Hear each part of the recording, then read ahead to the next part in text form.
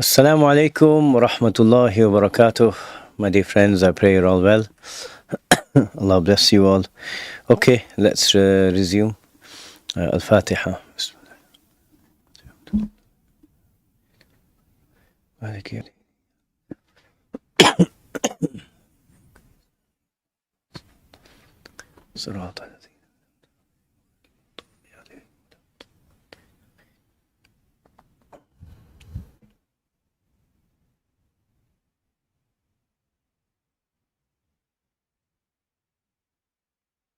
بسم الله الرحمن الرحيم الحمد لله رب العالمين اللهم صل على سيدنا محمد صلاة تفرحه وتسعده وترضيه واجزه بها عنا ما هو أهله يا أرحم الراحمين وآله وسلم اللهم زدنا ولا تنقصنا وأكرمنا ولا تهنا وأعطنا ولا تحرمنا وآثرنا ولا تؤثر علينا وأرضنا وارض عنا يا كريم.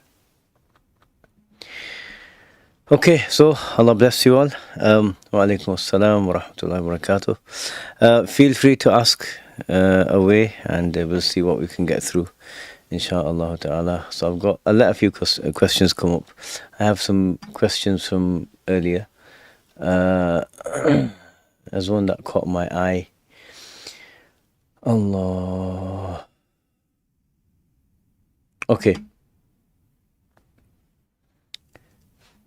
So the question is, in what way can the Quran guide individuals in facing the challenges of their lives and making decisions on a daily basis? So this is something really significant, and it involves taking on the Quranic perspective. Someone who has this perspective sees positive in every situation. And as we know from the hadith of the Prophet, عَجَبًا لِأَمْرِ الْمُؤْمِنِ, he said, I'm amazed at the affair of the believer. إِنَّ أَمْرَهُ كُلَّهُ لَهُ خَيْرٌ وَلَيْسَ ذَلِكَ إِلَّا لِلْمُؤْمِنِ, and that's not for anyone except for the Muslim. And he said his entire matter, everything that happens to him is the best for him, and that's not the case for anyone but the believer. And then in أصابته السراء شكر فكان خيرا له, if ease comes to him or happiness comes to him, he's grateful and that's better for him.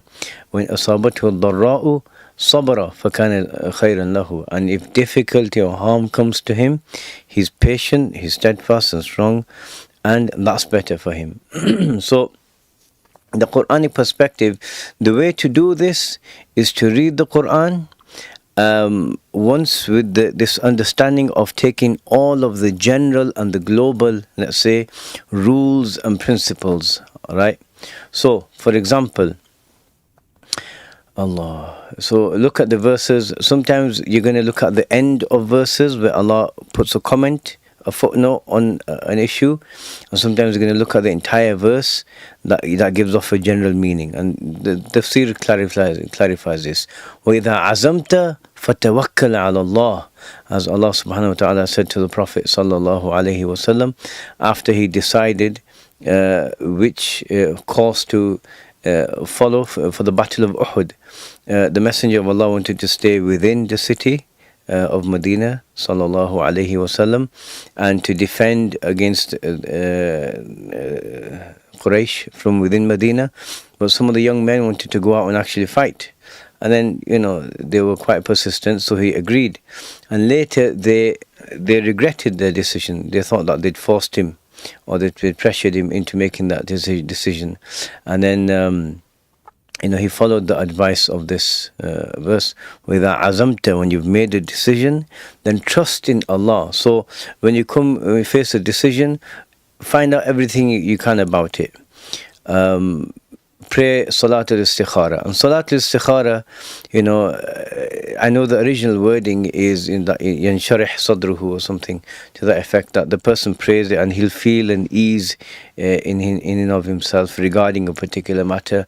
In our times, a lot of people don't get this. Why? Because they're so full of anxiety that they just feel perplexed. I prayed in Istikhara, I don't know what to do. So one of the ways a response comes with the Istikhara is Allah facilitates. If something's good for you, it will work out. If it's not good for you, it won't work out. And you take that hint from Allah subhanahu wa ta'ala. I have a friend, and is a student of mine, and he's been, he's asked me on a number of occasions about marriage with regards to a certain individual, and it's just not been working out. And he's prayed the istikhara, and just problems keep coming up. And I said, do that, just take the hint from Allah, and go elsewhere. So, but when you do make a decision, then you put your trust in Allah. Trust that Allah will make things go in a way that's good for you. Whether it's a bumpy road or a smooth road, if it's bad, Allah will turn it aside if you pray the istikhara. But then whatever else that happens, you realize, things that happen are good for you. تبارك الذي بيده الملك وهو على كل شيء قدير. If you go listen to the tafsir that we have on this surah, on Seekers Guidance, it's really profound. This initial verse talks about Tabaraka, that much is the good that Allah gives, and it's always coming down, and everything's in His hand, meaning that the control of everything, is His alone, subhanahu wa ta'ala. And He can choose to make things go one way or the other. And so this gives confidence to a believer. Things are going well. Even if things look bleak, ultimately Allah has a plan. Wallahu muhitun. Allah has a plan. Everything, even if you think, oh, look how horrible things are going, and look how bleak events look. Like, look at the people of Palestine, what a difficult situation they're going through. Still, after 3 months and more, and Allah subhanahu wa ta'ala still has a plan. And even though things look incredibly difficult for them, and the situation doesn't seem like it's going to be resolved anytime soon, it's all part of Allah's plan.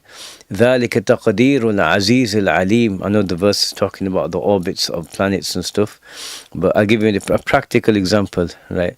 I learned this from a friend, and his father was known to be a righteous man, and he said he was driving his father somewhere, and his father's passed away now, rahimahullah ta'ala.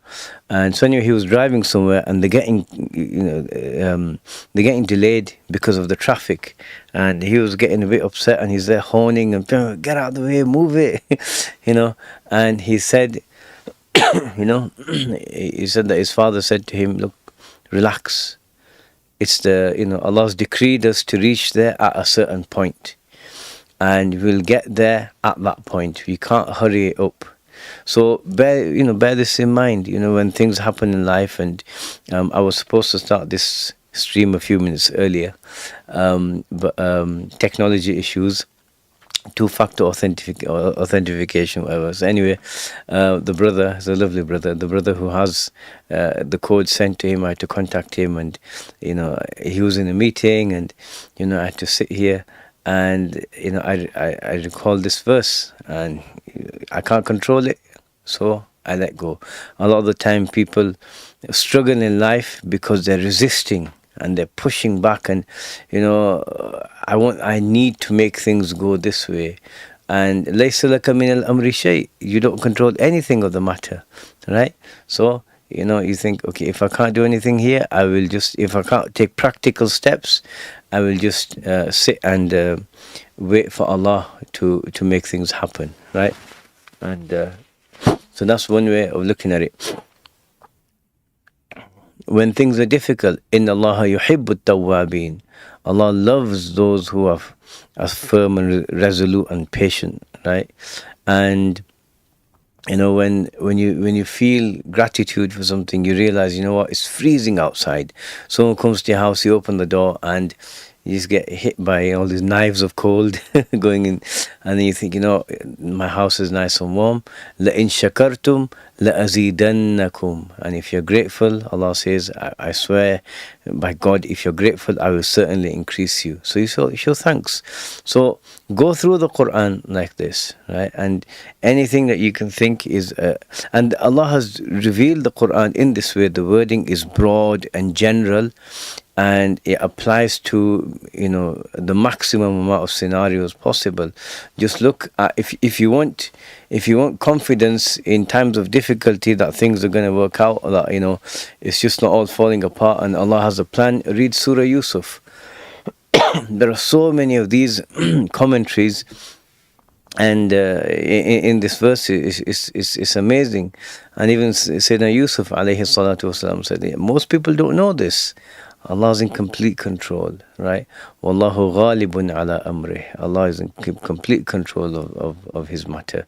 And so this is how the Quran benefits a believer. Yes, you can look at the stories and you can infer and you can reflect, like the 3 stories for in Surah Al-Kahf. Reflect on those. We have a tafsir on that on our website. Reflect on the lessons from the engagement of the Messenger of Allah with his people, with Quraysh, with the Jews of Medina, the lessons that are mentioned in the Quran. But these broad points of commentary are what benefit the most. So look for the broad points of commentary, especially those that are at the end of verses. Wallahu Sami'un Alim. Right, when Sayyidina Ibrahim and his son Ismail alayhi salatu wasalam, when when they built the Kaaba, رَبَّنَا تَقَبَّلْ مِنَّا إِنَّكَ أَنْتَ السَّمِيعُ الْعَلِيمُ.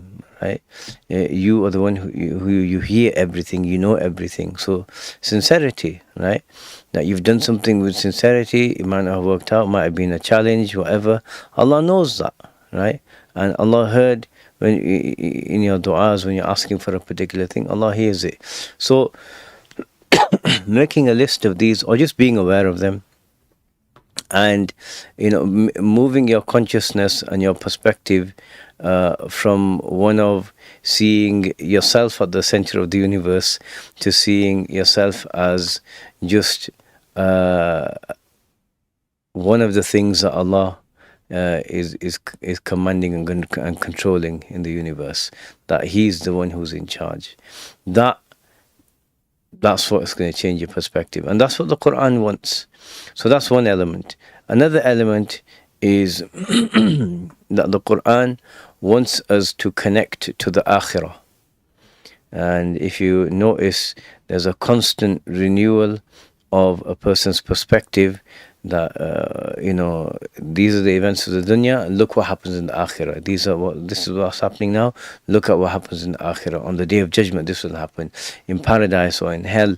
So an awareness that the believers have of paradise and hell is something really important and significant and beneficial. So that's the second thing the Quran can help us with, because practically, if right, I'm going to have to answer for this, right? You want to go harm someone, right? And then you think, well, I have to answer for this on the Day of Judgment, and Allah doesn't like dhulm. Allah doesn't like it when people wrong each other. So what am I going to say? You might think, well, I probably shouldn't do this. I'll take a step back and I won't do this. It benefits you, right? And that's how people improve. And then the third one is the general broad one, which Allah tells us, وَمَا آتَاكُمُ الرَّسُولُ فَخُذُوهُ. Whatever the messenger gives you, seize it, take it. وَمَا نَهَاكُمْ عَنْهُ فَانْتَهُ. And whatever he forbids you from doing, desist, right? Completely. So that's a general command. The Quran is telling us to learn how to be and what to do from the Messenger of Allah.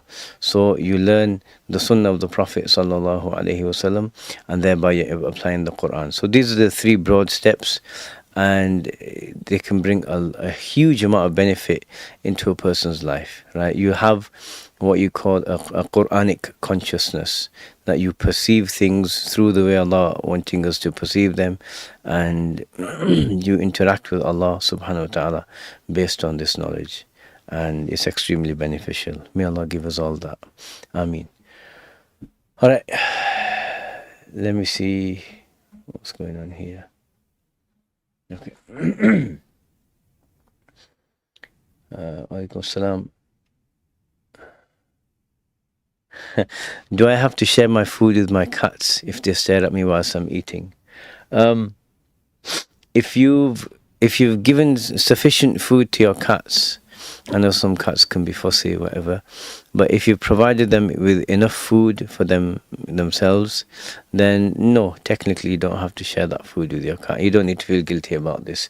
As long as you're feeding them sufficiently, and if your cat's a bit fussy, then you just do what you can to get it the food it likes, but you don't have to go out of your way, getting something radically different every single day.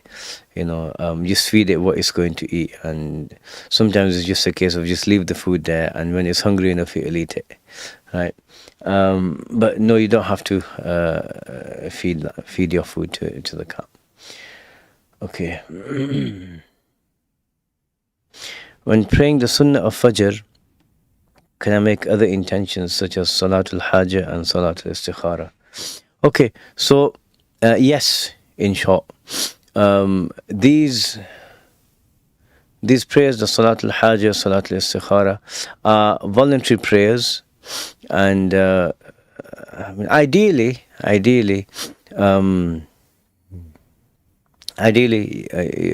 you'd pray a nafil and do these prayers, but you can intend Salatul Hajj and Salatul Istikhara with any of the Sunnah prayers. That's going to be fine, because intentions are on different levels. There's the intention that distinguishes the act. So this is an act of worship, as opposed to someone just standing there facing the Qibla, saying all the words and doing all the movements, but not actually intending to pray, right? Like someone teaching someone else, right? So here, I'll go here and I'll say Allahu Akbar, Subhanakallahumma wa bihamdika, right? So that's not actual prayer. So are you praying or you're not praying? That's one type of intention. Then when you are praying, to distinguish the prayers, is this the Sunnah prayer? Is it a Fard prayer? Is it a Nafil prayer? So that level of intention is fine. You need that to distinguish what you're praying. And then the istikhara, or the tahiyyatul masjid, or the tahiyyatul wudu, or anything like this, is on a lower level, right? So this doesn't contradict with the higher level of intention, and so yes, you can do that, and Allah knows best. Bismillah.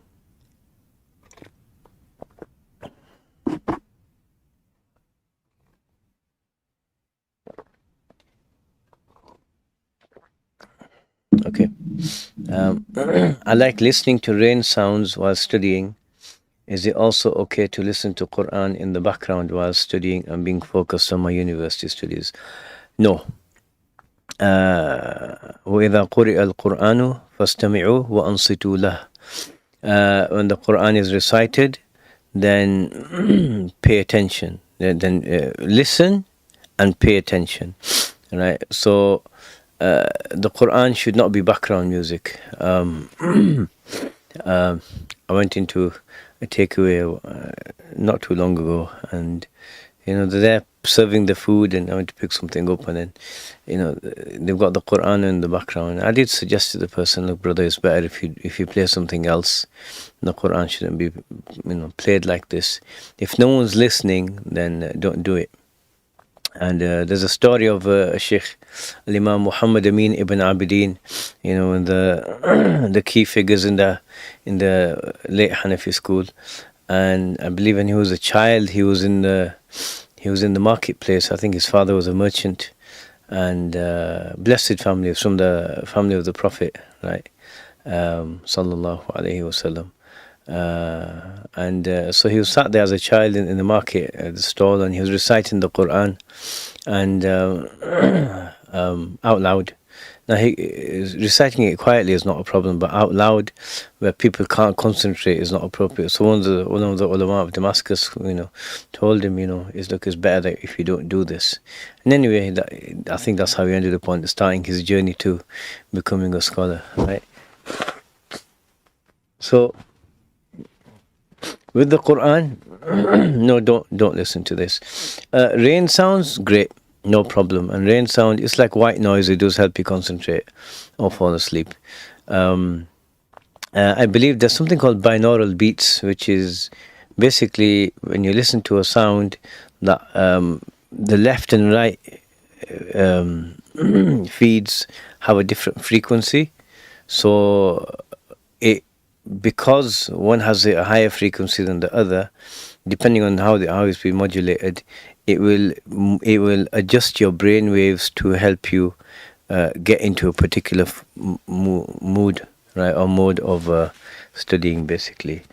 There's various forms of it, but you can get study improvement. I forgot what it's called now, but binaural beats to help you study. So they'll put your brain into an alpha state, which is it's a state where you got more concentration, right? Beta is where your normal thoughts, and alpha is when you're focused on something.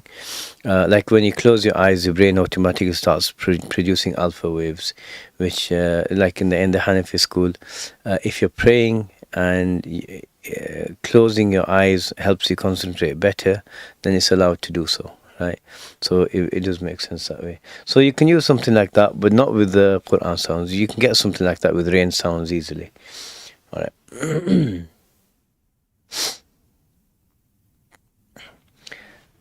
Why do people say a person with less than a fistful beard shouldn't be made imam? This comes down to a difference of opinion. Many of the Indo-Pak scholars say that a fistful beard is wajib. That is wajib for a man to have a fistful beard, at least. And others have argue otherwise. There's a difference on this matter. So those who say it's wajib and deliberately omitting a wajib can be an act of fisq. So they say someone like that would be a fasiq, and a fasiq should not lead the prayer. That's what they say. It's a difference of opinion, and a number of ulama have strongly argued that the length of the beard being a fistful, it's a sunnah. And anyway, there's arguments on both sides, and I've discussed this here before. It's not something we can just resolve here. Okay, but that's basically it. So those who say, although technically it's a bit of a staunch position, for something to be fisq, it has to be something that all of the madhahib agree upon. And trimming the beard to a length less than the fistful is permissible in the other schools. I know there's articles out there, people have said, oh no, it's wajib in all the schools. No, it's not, right? In the Shafi'i school, it's certainly not, and you can get that verified. I think, do we have an answer on it on Seekers Guidance by Shaykh Amjad who's a high level Shafi'i mufti. He knows the school better than a person who's not been trained in the school knows, and he says no, it's not wajib to have a fistful in the Shafi'i school. So therefore, technically, it's not fisq. And if you look in the Kitab al-Imama or the Bab al-Imama, the section on what the imam, who should be the imam in the books of fiqh, the beard is not mentioned. So I know they argue, but it's a tangential issue. It has an impact, but no, it's not mentioned, and it's not fisq for someone to shave it because the other madhahib don't have the same position. So therefore, it would be fine. All right. Allah. How to be actively more conscious of the hereafter than the current life. Imam al-Ghazali says, visiting graves, visiting people who are ill, about to die, helps one remember the akhirah, remember death. A simple way is read the Quran. There was a point where, like a person's awareness of the akhirah, which is what we want, this awareness increases and decreases at times, and that's why the Quran is there as a reminder. One point where I felt it was really heightened in myself is when I was memorizing certain verses, certain surahs relating to the Akhirah, like Juz Amma. If you don't know Juz Amma, memorize Juz Amma. And with a translation if you don't know Arabic, and that will help you a great deal. You're constantly repeating and thinking about these verses, but that's the trick. That's the general trick. The Quran. Go to the Quran, read the Quran, listen to the Quran, study the tafsir of the Quran, especially verses of the Akhirah, and just make it a little project. Say, for example, like we did the essentials of Quranic understanding certificate here. It's all on the website and on the YouTube page. And what you can do, you can go, let's say you start listening to Amma Yatasa'alun, Surah An-Naba, and then when he starts talking about the Akhirah, take 2 or 3 verses and make it a project. Right, today, after every prayer for a minute, I will think about these verses and their implications and what's being said, and then the next day do it like that. And this awareness comes. Awareness comes from A, remembering God, and B, remembering that you're going to meet God, and actions have consequences, right? And the Day of Judgment. And inshallah subhanahu wa ta'ala, that will come. Inshallah.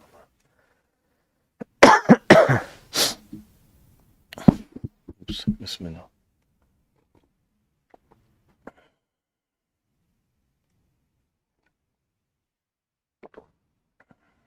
Okay. Alaikum assalam wa rahmatullahi wa barakatuh. So rather than going by the feeling after Salatul Istikhara, should one accept whatever Allah facilitates, even if the two seem contradictory? Yes. Simple as that. Okay, so this feeling, as I said, a lot of for some people it's clear. I was speaking to a friend of mine. This person has got a very strong call it spiritual state. Is very, very devoted to Allah subhanahu wa ta'ala, and he was saying that now at this point in life, when he performs an istikhara, he feels a deep clarity within, right? This or that. Most people don't have this. So the wording Allahumma inni astakhiruka, I'm asking you for the best, wa astaqdiruka, I'm asking for your power to make to bring about what's best, right? You can understand it like that.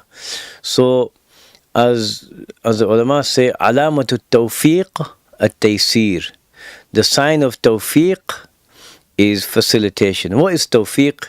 If you look at the root word, it means alignment. So you want something and Allah wants something. Sometimes what you want is not aligned with what Allah wants. But tawfiq is that both things are aligned and they're going well. Meaning what Allah wants is going to happen, and what you want is in line with that, and it's not gonna contradict it, it's not gonna conflict with it. So when you pray the istikhara, that's why you find out what you can about the matter, pros and cons and all that. Excuse me. Make the list, and then make a decision, and then go with whatever you think is soundest. And if it's good, it will work out. If it's not good, it won't work out. A friend of mine, excuse me, a friend of mine asked me about a job interview, and I said, pray the istikhara. He went to the job interview, and although he thought it was for one role, they were offering him a slightly different role, which would not have worked out for him. So it wasn't good. So he left, and he was fine with it. So that's the best thing to do, right? To know that whatever you're asking for through the istikhara, because you've shown the adab to Allah subhanahu wa ta'ala, Allah will make the best happen. Okay.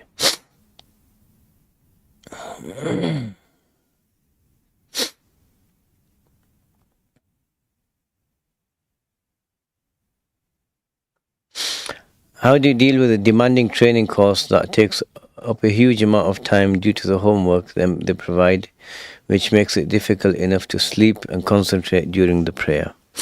Allah. Okay, so I mean, the simple answer is, um, don't use your brain in the prayer. Use your heart. So when you're about to pray, just pick one thing in your life, something you really can't wouldn't be able to bear losing. This course that you have is demanding, but I'm sure it's demanding because the fruits and of succeeding and passing this well will be great. So you have an opportunity. Many people may not have this opportunity. So just stand before Allah subhanahu wa ta'ala, Allahu Akbar, and just say, just feel gratitude for this opportunity. Feel gratitude for the fact that you're a believer. How many people out there aren't believers? Feel gratitude for the fact that you're praying. You're from the ummah of Sayyidina Muhammad sallallahu alaihi wasallam. Out of all the people who have come onto the face of this earth, following whichever one of Allah's great prophets they were destined to follow. We have the best prophet. We have the most benefit from that prophet in this life and in the next. On the day of judgment, when everyone is stood there, we get judged first. You might think, how is this a blessing? Have you ever waited for some exam results? Right? That sometimes that wait is a test in and of itself. We get the first judgment and we'll be the first to enter paradise. So all of that, think of those things, right?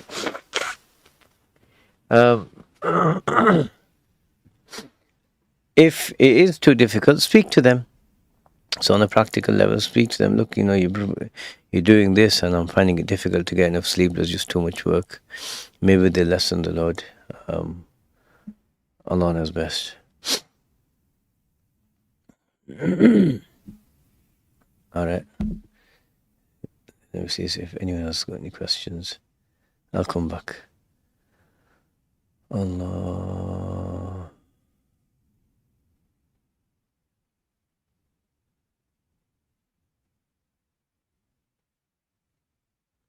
So salah on train, it is allowed. You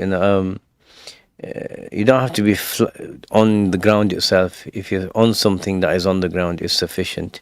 You got fatwa from people like Shaykh Abdul-Rahim rahimahullah ta'ala, who have said it's valid. Although you have to stand and face the Qibla, but yeah, it's valid.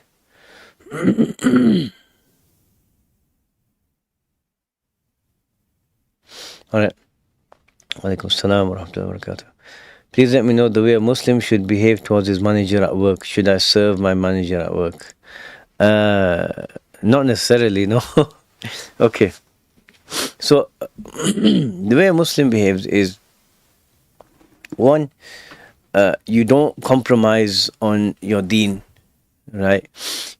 So if they're having the Christmas party or whatever, let's say the Easter party, or if they have Easter parties, if they're having the thing and we're going to go to a nightclub, or we're going to go to this restaurant or whatever, where there's wine and everything, then you don't compromise on your deen. You say, look, thank you, but it's not my scene.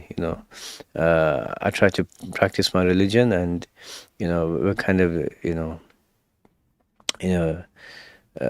encouraged not to go to places like this, and just excuse yourself, and whether they think you're boring, whether they think you've got no social life, doesn't matter.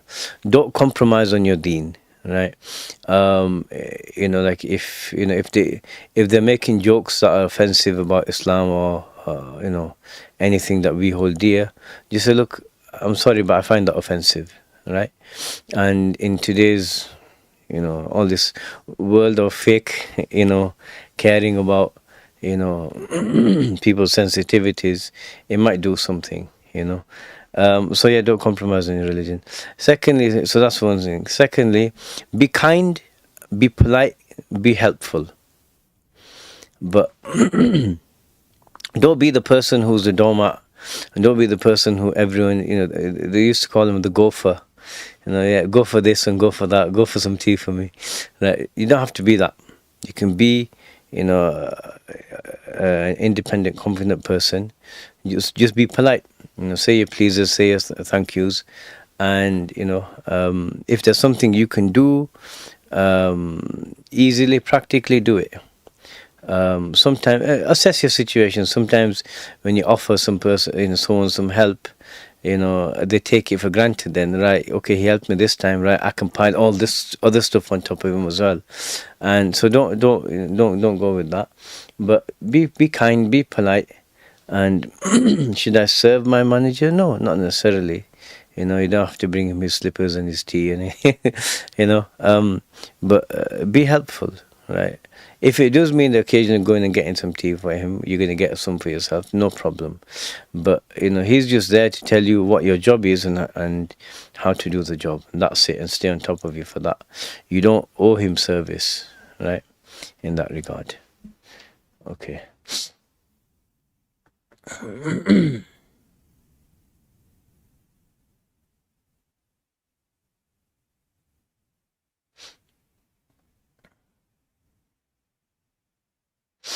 Walaikum salam, Yusuf. Is it permissible to take blessings from the awliya's chadar? A chadar is basically the cloth that they put over the grave. Example, Shaykh Abdul-Rahim Reasat. Yes, it is permissible. This is called tabarruk. This is something that people do differ on in our times. The graves of the righteous, the Prophet told us, sallallahu alaihi wasallam, that a grave is either hufratun min hufarin niran, it's a pit from the pits of hell, or it's one of the meadows of paradise. And paradise and anything connected to it is strongly connected to the mercy of Allah subhanahu wa ta'ala. So the graves of such people are places where the mercy of Allah subhanahu wa ta'ala descends. And so the ulama have said that to say anything associated with the righteous, the awliya, people whose righteousness is basically recognized by anyone and everyone, people like Shaykh Abdul-Qadir al-Jilani, then yes, to seek some sort of benefit or barakah through that is fine, is permissible. But at the same time, it shouldn't become the goal. Excuse me. It shouldn't be the goal of one's religious practice. The goal of one's religious practice is to please Allah, to be a slave of Allah through applying the sunnah of the Messenger of Allah sallallahu alaihi wasallam. And sometimes people get lost and distracted by this so much they forget about that. There's more barakah in applying and living your deen and following the sunnah than you'll get from any cloth or something that's been on the grave of a particular wali. Following the teachings is more important. Okay.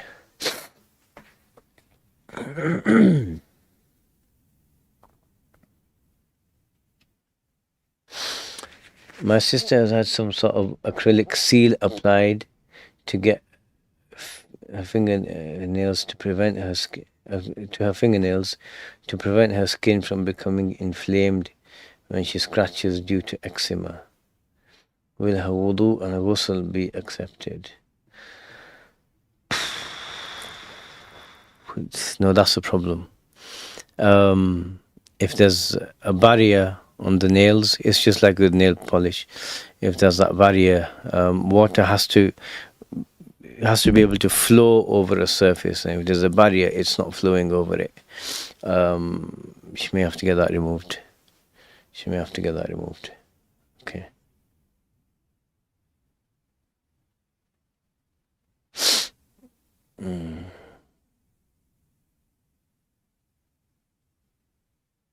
How can I apply these two axioms throughout my life? Well, every axiom isn't for every situation, so just bear that in mind. And so, like al-hukm lil-ghalib, like the majority, the ruling goes to the majority. That's only for certain situations. So don't worry about these. These principles are for a faqih. Right? The former one is practical. Certainty is not removed by doubts. You made wudu, 4 hours later you think, did I break my wudu? Have I broken my wudu? No. If you can't, if you're not certain, you have wudu. That's fine, and that's a practical one. But for the others, it's really for a faqih to apply in certain situations. So you don't live your life by these. Inna dina yusr. The practice of the religion should be is ease itself.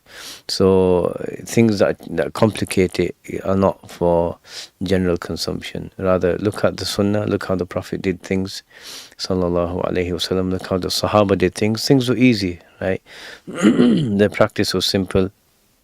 They kept it simple, and it'll be fine. For example, Aura in FIFA be incidental. Not this question again, man. I'm getting tired of these questions. um, yeah, Aura in FIFA, if it's not realistic, right? It doesn't look like, so in a game or something like that, it could be alright. Okay. Her eczema is really severe. She may have to go see the doctor for something else, or try some. She can try some. What's it called? Alternative medicine, maybe Chinese medicine or something like that. If she studies the rulings of Tahara, she'll see that wudu is a lot easier for her. But I know for the scratching, maybe applying some cream. So she could apply some cream to ease the itching, and then when making wudu, just run a wet hand over the spot, or run the water over the cream. Those are possibilities to deal with that.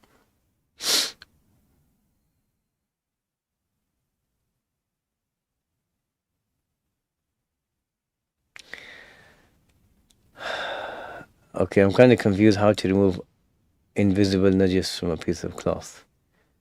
We'll hold it under water for 3 seconds, but wouldn't the water stay? No, it's not. Okay.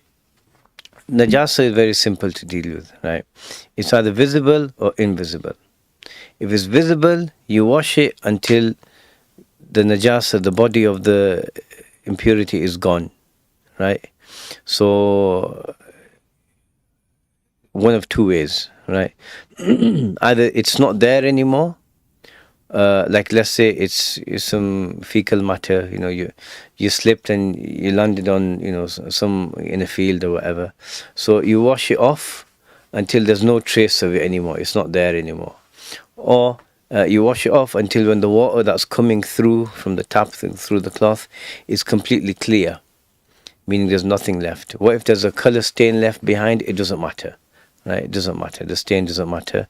As long as when the water is coming through, it's coming through clear, it means it's gone, right? So if it's visible, you wash it until it's no longer visible. Simple as that. If it's invisible, like with a cloth or a carpet, you wash it by pouring water on it and then drying it. So with a cloth, a sock, you stepped into some, let's say some urine, whatever. So what you do, you can't see it now.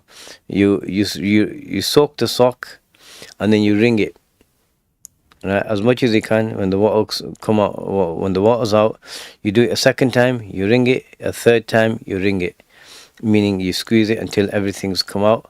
It'll still be damp. Let it dry. It's pure. With a carpet, with a mattress, so technically you don't really need to purify a mattress. You're not going to pray on your mattress. With a carpet or a rug, you pour water and then you dry it, either by hanging it and just to the point that it's not going to be dripping. It'll still be moist, no problem, but it's not dripping water. That's one. Pour it a second time, dry it. You can use one of those vacuum cleaners that suck up water. That does the job as well. Do it 3 times, it's done. So if it's visible, wash it till it's gone. If it's invisible, wash it, just literally just getting it wet. You can use a detergent, you can use something to clean, that's not a problem. Get it wet, wash it, and then wring it till that najis water's gone out. Do it a second time, do it a third time, and it's done. Alright, it's as simple as that. Don't overcomplicate it, it's as simple as that. And you can apply that to practically anything, right? Any scenario. Alright.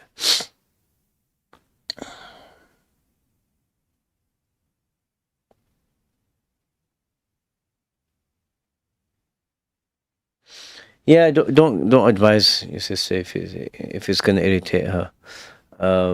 Just pray for her, and Allah Subhanahu wa Taala it causes her to kufr. A'udhu billah. Just keep praying for her, and don't her situation's a tough one for her.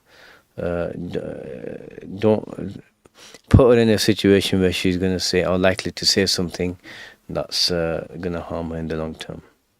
All right.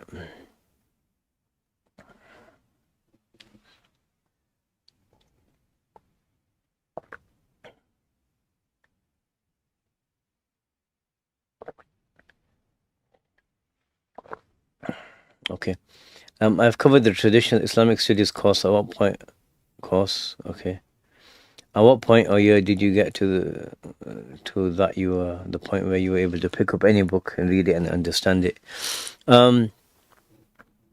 Everyone's different, so it may take. Some people learn, especially with Arabic. Some people struggle a lot in the beginning, and then it's much easier after that. And some people are really quick learners, and then so it depends. It depends on how much you're learning, how quickly you're learning, where you are, your environment. So I mean, I was in Damascus. I did start learning in England, and I went to Damascus, and so I think I could say um, after about a year, Alhamdulillah, I have a natural ability with languages. I've always been pretty good with languages. I can pick up languages quite easily. So after about a year or so, I was able to pick up most books. So we're not talking about technical books. I'm not talking about books of fiqh. But generally anything written in the Arabic language, vocabulary aside, obviously, if you don't know it, you don't know it. But being able to read it, apply the rules, about a year and a half, year, something like that, with practically pretty much any book. But it's different, Yeah. All right.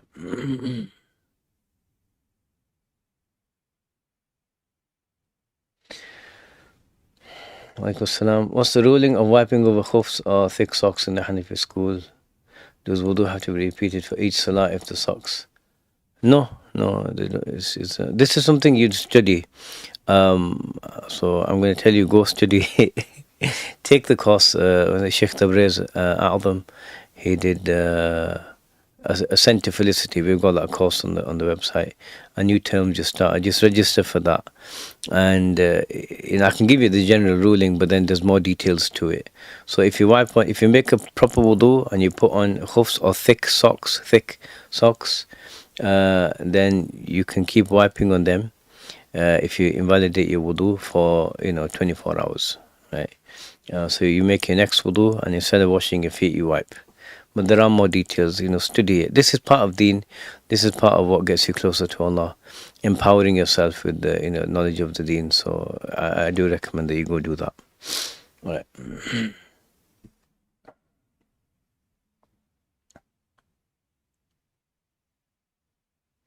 Temporary tattoos. If it is henna, fair enough. It's not something really men would be wearing though. So for a lady, if it's a picture or something like that, no. Yeah, if it's like a temporary tattoo of a daffodil or whatever it is, maybe if it's made with henna, great. And there is a difference on this. Just,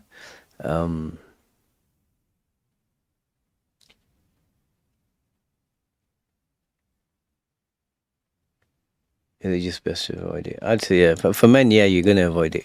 Like, for ladies, if it's with henna, if it's not a living thing, fair enough. Okay. Are these milk marks? Are these milk marks on your lips after you drink, or is it these little build-up saliva lips that form? I don't have either of these. It's the lighting. What you're on about? Milk marks. It's the lighting. Yeah. I mean, and you. Okay. Is the Mukhtasar of Al-Quduri good for me to study along with Absolute Essentials? No, it's not. do the absolute essentials first, then do Ascent to Felicity. The Mukhtasar al-Khuduri, it's a book of fiqh that covers all the main broad chapters of fiqh, and you're going to be doing stuff that's not relevant to you, and you'll be thinking, why is this even in here? So at that point, no, you do the absolute essentials, and then do after that Ascent to Felicity, right? And then Nur al-Idah after that would be great. Those three, yeah. Walaikum salam. Yeah, Adam Mobile. How does a beginner start in learning the science of hadith? If you know Arabic, then you study a text. Study the Sharh Nukhbat al-Fikr by Ibn Hajar al-Asqalani. Great text, very good text. Honestly, just fantastic text. The first text I studied in the science of Mustalah, and I know there's quite a few that are on the similar level. Al-Muqidha, then there's the Bayquniya, and I think Nukhbat al-Fikr and the Sharh by Ibn Hajar is the best of the lot. It's concise, sufficiently detailed in places, logical, well structured. I'm aware that some of his definitions, he reworked some definitions which were, and he gave them a particular meaning that earlier scholars may not have used, but everyone after him basically went with what he did. So that's a good text. So do that, the Sharh Nukhbat al-Fikr.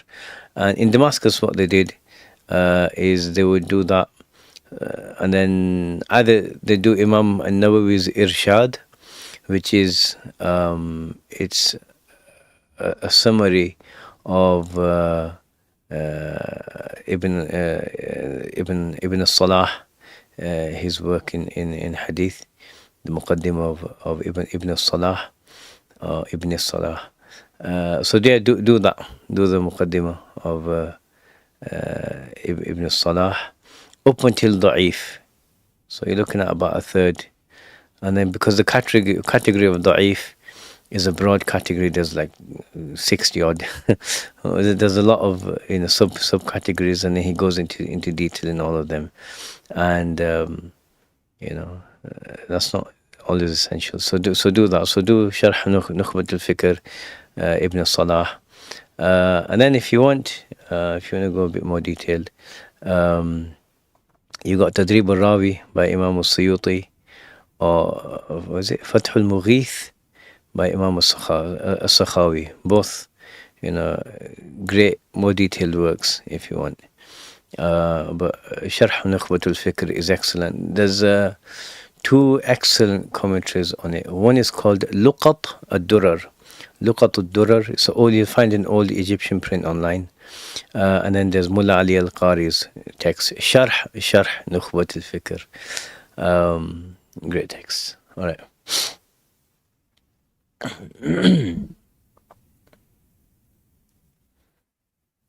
Let's see anyone's question I haven't answered.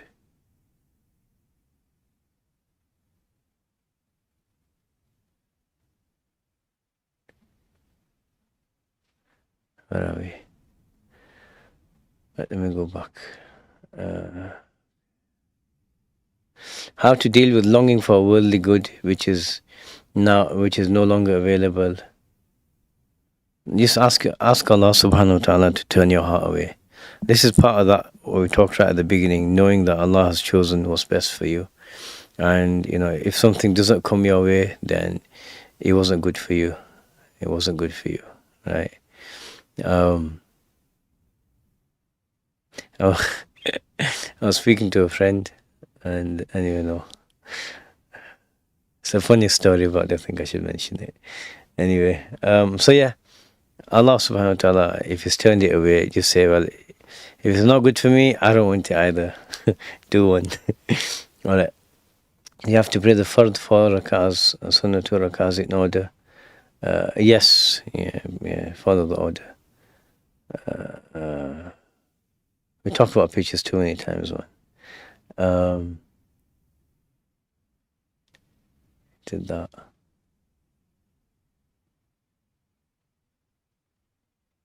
Nuruddin, wa alaikum salam.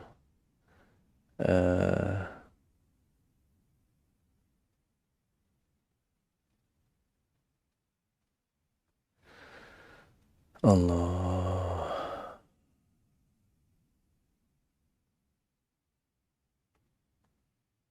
I struggle to pray salah in public places like a GP waiting room, especially when time's running out. I already suffer from social anxiety, so I don't like to draw attention to myself. What should I do? Can I perform salah sitting down in the car? This is a difficult one. I understand the social anxiety part. If you can, I know this can get difficult, but if you can plan your appointments, if you can plan these things at a time where there's no prayer coming in, or where there's a lot of space in that time, where you can make it back home or to a mosque, try and do that, just to manage that anxiety.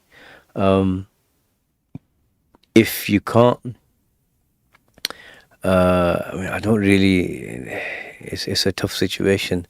Technically, if you can stand, then sitting and praying in your car, the prayer won't be valid.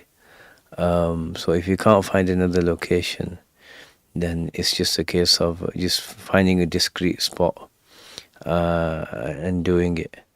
I do know what you mean. It is a real challenge.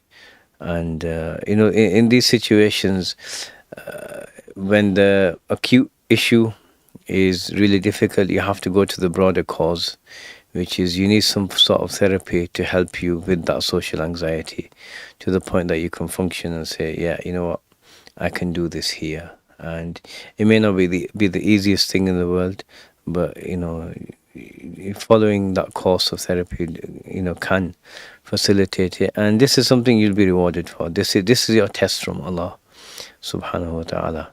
So try and bear that in mind.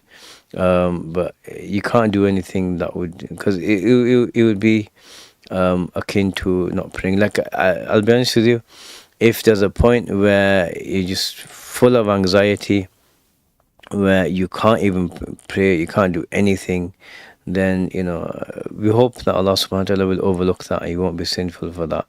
And like you just can't do it, then fair enough. But you try and do what you can. Yeah. Alaikum assalam wa rahmatullahi wa barakatuh.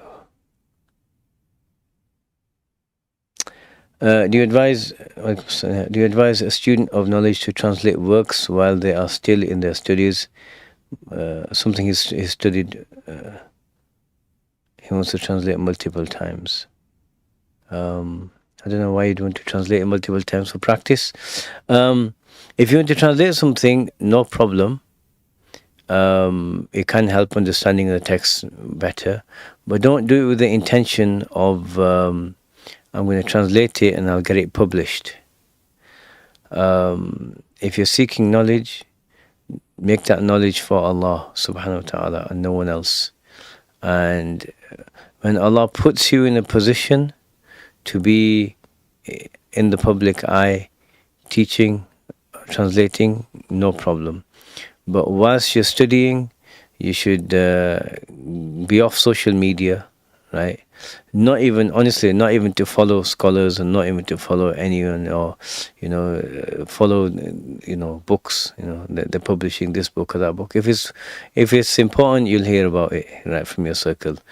Because the whole point of social media, even following scholars and all that, because Shaitan uses it to trick people. Oh, look, you can be like that, you'll be like that one day, and and a lot of people, they fall for this, right? They fall for Shaitan's trick. I'm doing it for Allah. I'm on social media, I'm doing this for this purpose or that purpose.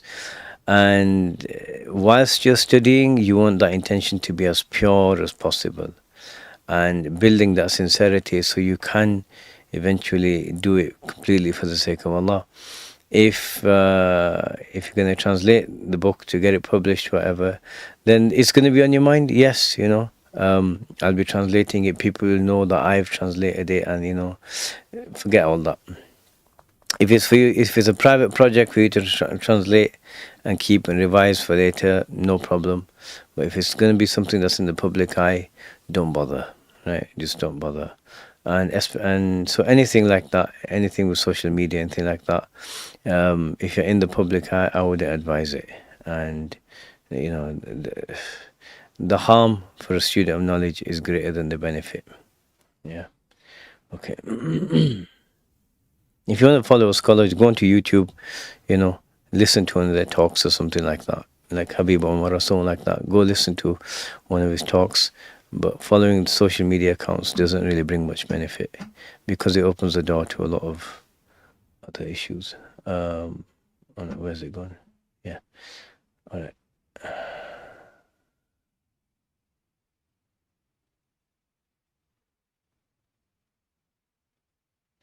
Is it a problem to go to an attraction park even though there is gender mixing and uncovering auras? Don't uncover your aura and don't look at anyone else's, and you'll be all right. Yeah. Okay.